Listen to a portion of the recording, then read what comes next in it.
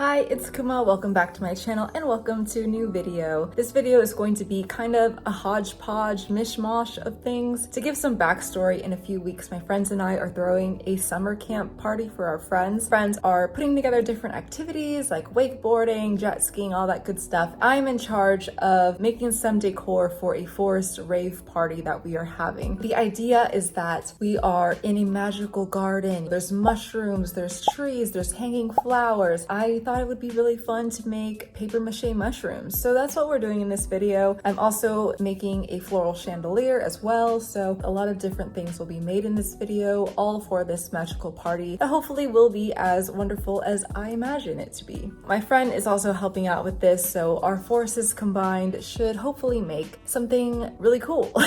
I've been making a lot of mushrooms lately out of trash. I've been saving all my water bottles. I've been having friends and family save their newspaper for me so I can paper mache mushroom caps. A lot of mess has been made and a lot of recycling as well. I love making art from trash. This is just gonna be a chaotic video, but they're all kind of like that, and I hope that you enjoy it regardless. So let's just get on into making things and see where this journey takes us. I want to make a floral chandelier that hangs from the ceiling, has multiple tiers, and is overall very whimsical and magical. Can't a girl be a little whimsical? I went thrifting, as I do, like every week. I've been just buying a lot of fake flowers, vines, anything that gives me something to work with. At Savers, I got this bag. I think they're napkin rings. I'm gonna probably cut off the ring part, maybe make it hang on some string. I don't know, the ideas aren't really there yet. I'm just buying things. I'm in the buying phase, which is a great phase. I love to buy. I also bought this beautiful wreath from Goodwill. It was a blue tag, which happened to be 50% off. So it was $2.99 and it's a bit dusty. I think this will be beautiful as just the top of the chandelier. Do you see it?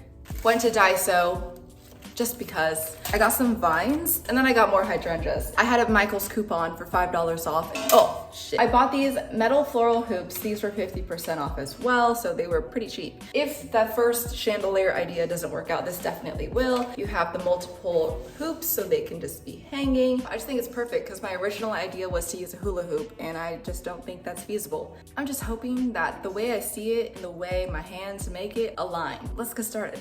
Let's start by working on the chandelier first. It was kind of stinky and it was dusty, so I had to spray some perfume on it and let it air out. After I did all of that, as you could see, there's some stems that are sticking out. I think there were flowers on there originally. So yeah, let's just chop those off. Then I took the blue hydrangeas that we got from Daiso, cut them up into smaller pieces, and glued them onto the wreath where there were some gaps. In order for the chandelier to hang, I took some rope and tied it around the wreath and had the ends meet in the middle, and it ended up looking like this. It doesn't look too great right now. I think it'll look better once we work on the second tier, at least I'm hoping. So let's just be optimistic.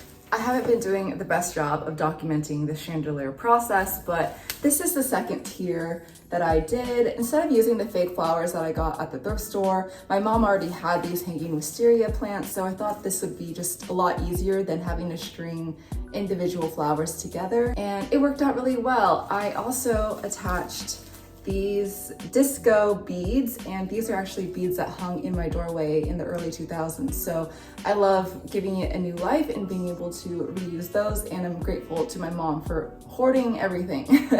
I attached everything to the metal frame by using green floral tape that I got at Remainders, and it seems to be holding up okay. I'm gonna bring the roll with me so when we get to the location, I could reinforce things if needed, because I do see some things loosening up a bit, but I think it'll be fine. I'm gonna assemble the entire chandelier on location at the Airbnb. I think that'll just be a lot easier in terms of transit. I will catch up with you when we get there. We are leaving today, but before I get there, I will show you how I made all the mushrooms. So let's proceed to mushroom mayhem. When I say mushroom mayhem, know that I mean it. I had this idea of building this frame for a giant mushroom, so I took a bunch of boxes that I had, cut them up into strips, and it was like my body was taken over by a cardboard making machine. I wasn't sure what I was doing. My hands were just moving. I was using duct tape to attach random pieces of cardboard together to make something that resembled a mushroom so that I could paper mache on top of it. But really, I didn't have a game plan. I was just going. My hands were just moving, possessed by the powers of the makers before me. After hacking away for some time, this is how it looks. The bottom part was made by a poster tube that I had. I'm pretty proud of the overall structure so far, but it needs a lot of work still. While I wrap my head around the large mushroom, let's work on the smaller ones. I recently finished my bottle of soy sauce and ate some poke, which gave me these two pieces of trash that I connected using duct tape and formed into a very cute mushroom. I wasn't sure if the paper mache would stick on top of the raw plastic, so I covered it using layers of craft paper and then used that as my underlayer for the Mod Podge. To paper mache, you could use a variety of things. I started by using this large bottle of Mod Podge that I purchased at Remainders and a bunch of catalogs that I got in the mail, but it was very stinky, so I do recommend doing this outside like I did, even if it means that your neighbors will stare at you and wonder why it smells so bad. The important thing about paper mache is that you want to do thin layers. Don't put too many layers on because it'll have a harder time drying and there is a chance of it molding. Let it just sit out in the sun for a bit, leave it for a day or two, then you could revisit it, add more layers if needed, or you can start painting. I was worried that the Mod Podge was toxic for my lungs, so I read online that you can mix 2 parts flour with 1 part water to make your own homemade Mod Podge, and it's so much better. I recommend.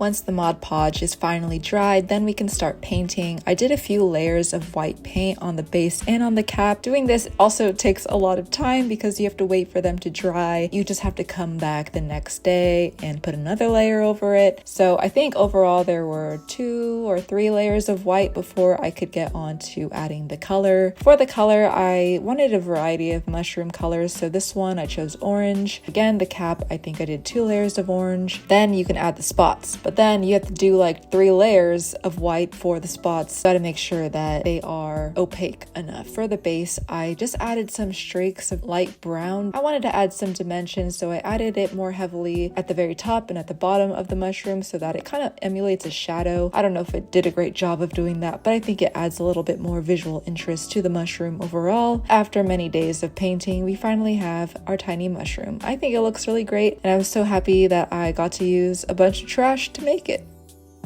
Now that we have the technique down, we just have to repeat this whole process like 6 more times. I grabbed whatever trash I could use to make these mushrooms. This one was made out of a toilet paper roll and an old piece of Tupperware. I also used a poster roll, a smart water bottle, literally anything. My apartment looked like the dump, but it's okay. It was for the sake of art. Hello, it is day something. I went to Blick and I got 2 rolls of duct tape. I have red and white. This is the big cap of the largest mushroom and I don't want to paint it, so last night I covered it in pink masking tape, but I don't think it looks like a mushroom, so I went and got red tape instead. I also didn't have enough to cover the whole thing. Hopefully these rolls will be enough to make the spots and to make the base for the mushroom. It's just going to be a lot easier than painting the whole thing. Summer camp is in 2 days, so I really got to get going and get everything done. The duct tape actually worked out really well. I think in my mind I wanted it to be fully painted, but with the amount of time that I had left, I just didn't think that all the layers of paint would dry in time. This is a great option when you're in a pinch. I actually did paper mache the top of it, so there is a layer of paper mache underneath, which gave it more of the mushroom look. It still wasn't really giving mushroom, so I'm glad that I opted for the red duct tape because when it was pink, we were just straying further away from the concept of a mushroom. But now, because it's red and because there are spots, it's easier to see that it is in fact a mushroom. How many times have I said mushroom? The spots were pretty easy to make. I just layered on pieces of white duct tape and then cut each one out into a circle, which was a little bit tedious, but I think it looks really good. I treated the base of the mushroom the same way, giving it texture by rolling up newspapers underneath the layer of duct tape and then added some vines and leaves to make it look a little bit cuter. We're not done making mushrooms just yet. This next idea comes from Josh's Party Planning on TikTok, where you take fairy lights, tape them to a piece of cardboard, and then sculpt mushrooms out of foam clay. This was a really fun idea. I've never used foam clay before. It was very stretchy and kind of slimy and wet, so maybe a sensory nightmare for some, but for me, it was kind of fun. I really enjoyed this craft, and the clay actually dries really quickly, so you just leave it for 24 to 48 hours, and it's fully cured. Here's what it looks like in the dark. I think it looks so cool, so thank you, Josh, for this really fun idea. I think it'll make our forest look amazing. One last project before we go, I wanted to make my rave outfit, so I glued on the flowers that I got from the thrift store onto my fairy wings to channel Winx Club energy and be a fairy princess. Okay, now we can go to camp. We made our way to Big Bear Lake to Camp Pebble because Camp Rock is already a thing. Ashley put my giant mushroom in the entrance to greet all the campers that came in, and she also added fairy lights, which made it look very whimsical. But the real event will take place here in the theater room. We had to clear out all the couches to make way for the dance floor. Ashley and I put together this frame that I think is supposed to hold a photo backdrop or curtain or something. I added the top tier of my chandelier onto the bars because I didn't think we could put it on the ceiling. So this was a good way to do that. And we also wanted to kind of frame the dance floor so that it would be more of an enclosed, cozy space. So that's what we did. I also struggled to put the second tier of the chandelier on, so thankfully Ashley came to the rescue and helped me out with that. We weren't originally going to add lights to the chandelier, we were just going to have lights on the ground illuminate it from the ground up. Adding the fairy lights made it look so much better, and I'm so glad we did that. We chose colors that were close to the chandelier colors like purple, blue, and green, and I love it so much. I think it really made a huge difference. You can't have a forest without any trees, so Ash and I made these tree branches out of wire and craft paper. We took the paper, we would wrap it around the wire a few times, crunching it up as we went along to give it that bark texture. The wire also helped just give it some flexibility also, so we could bend it in certain ways and make it look more natural. We added some leaves and hanging flowers to the tops of our trees and also attached our glowing mushroom lights to the trunk, and look how magical this is.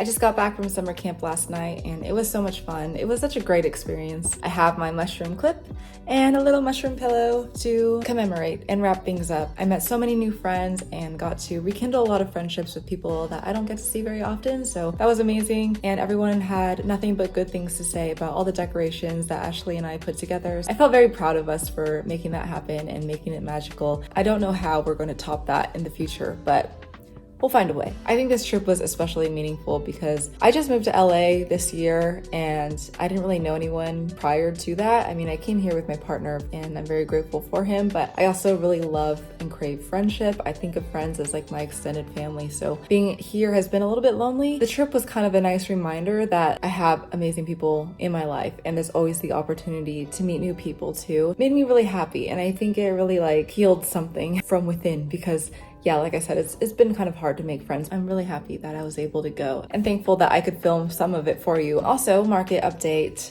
Thank you to everyone who came to the Japanology Fair. I also have a market coming August 16 at Soul Real Market in Fullerton, so all the info will be down below. So I hope that you can meet me there as well. Until then, I will see you next time. Stay healthy, stay happy, and thanks for watching. Bye.